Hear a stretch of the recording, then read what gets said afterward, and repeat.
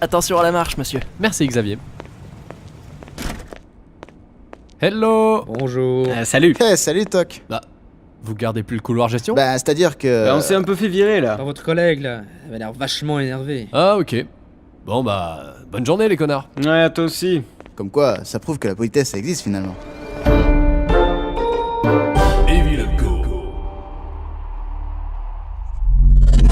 Les gars, vous pouvez pas rester là. Bah, pourquoi? Si quelqu'un nous rend visite, la première chose qu'il verra, ça sera 3 connards assis sur un banc, et on ne tient pas forcément à voir cette image. Ah mais nous on demande que ça, de retourner sur notre banc du service gestion. Seulement votre collègue, là, elle nous a laissé une dernière chance. Cette fois elle nous a seulement botté le cul verbalement. Et à force de rester assis, on a les fesses délicates. Mais déjà, rappelez-moi ce que vous faites ici. Bah, on attend. Non, je veux dire chez Evil & Co. Ah, on attend, Mais vous attendez quoi? Avec votre gars du planning donne quelque chose à faire. parce qu'on est super motivés là. Vous faites pas partie du service quand même. Ben si. Mais attends Jimmy, t'es chef du service et tu connais même pas tes effectifs? Retournez pas le problème. Qui vous a recruté ici? Visiblement un gars qui nous a oubliés. Ok, bougez pas.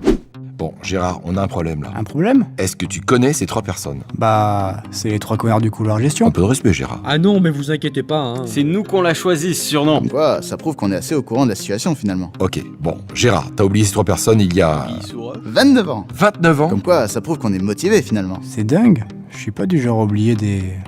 Enfin, je crois pas. Mais je crois pas que ce soit lui qui nous ait recrutés. Bah c'est qui alors? Un mec toujours énervé. Non, il est toujours déprimé. Francis? C'est quoi le problème? Ah bah voilà, c'est lui. Francis, tu as recruté ces 3 personnes il y a 30 ans, mais tu les as visiblement oubliées. Oublié? Non mais ça va bien, j'oublie pas ce que je fais moi. Francis, calme-toi, c'est rien, il fallait simplement Non mais que... sérieux quoi, journée de merde et maintenant j'oublie des trucs. Non mais faut pas déconner là. Putain. Bon, je parlerai à Justine de votre cas, elle préférera vous voir sur un banc que dans ses potes au bureau. Problème réglé. Bah non, pas du tout. Maintenant que tu sais qu'on est dans la boîte, va peut-être falloir nous donner du boulot. Ah, vous savez quoi? J'ai justement 3 postes à pourvoir qui viennent de se libérer. C'est vrai? Formidable. Oh, tu parles d'une coïncidence. J'ai besoin de 3 personnes pour garder le couloir du service gestion. Tu peux compter sur nous Jimmy. Parfait, bonne journée. Comme quoi, ça prouve que tout arrive à qui sait attendre, finalement. Mais tu m'emmènes où là en fait? Dans un endroit qui va t'en mettre plein les mirettes. Et voilà. Bienvenue dans le Hall of Fame du Service Com. Le lieu de recueil dans lequel tu trouveras toutes les réponses à tes questions. Putain, c'est grand ici. Moins fort. Respecte le lieu et suis-moi. Je vais te montrer mes préférés. Tes préférés? Bon. C'est rustique, hein, mais ça fonctionne depuis des décennies. Comme Gérard en fait. Non, sois pas mesquin. Bref, quand t'appuies sur le bouton rouge, un enregistrement se lance. On va commencer par Barthélémius, tiens. Le succès de Barthélémius. Notre histoire commence au mois de février 1907 à Vienne. Le froid avait pris place sur la ville qui se préparait à vivre un jour comme les autres. Voilà, c'est lui Barthélémius, tu vois? Oui. C'est un génie, écoute bien. Barthélémius prit forme humaine ce jour-là et décida de se lancer dans ce qui serait le plan le plus majestueux de l'histoire de la communication terrestre des Evil & Co. Oh, c'est super. Regarde la vidéo, hein. Regarde, sois attentif.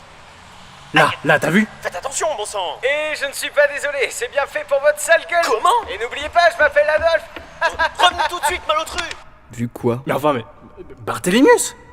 Il lui a marché sur le pied. En quoi c'est spectaculaire? Non, attends. Il a pas marché sur le pied de n'importe qui. Ben voyons. Il s'agissait de l'examinateur des concours d'entrée à l'Académie des Beaux-Arts en 1907. L'examinateur, excédé par ce personnage, s'occupait de la candidature d'un certain Adolf Hitler ce jour même.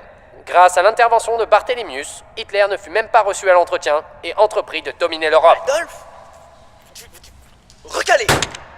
Pas si impressionnant. Non, c'est le résultat qui compte. Après, chaque gars de la com a sa propre approche, hein. Ouais. Regarde, John Cook, c'est... Le cuistot démoniaque. drôle.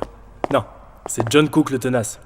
Ça fait 5 générations que le gars s'est mis en tête de faire une famille entière dévouée à notre cause.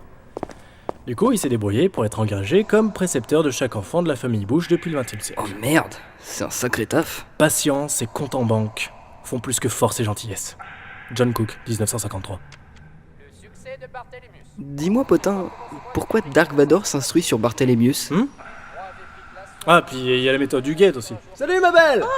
La méthode du guette? Dis, raconte à Steven comment t'es entré dans le top 10 du service com.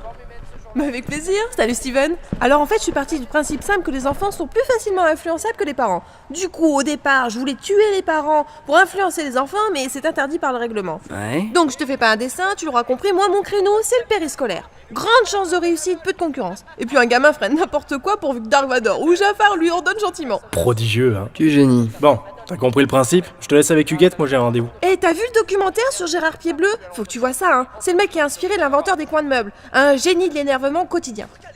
Et après, je te parlerai de l'inventeur des chaises électriques.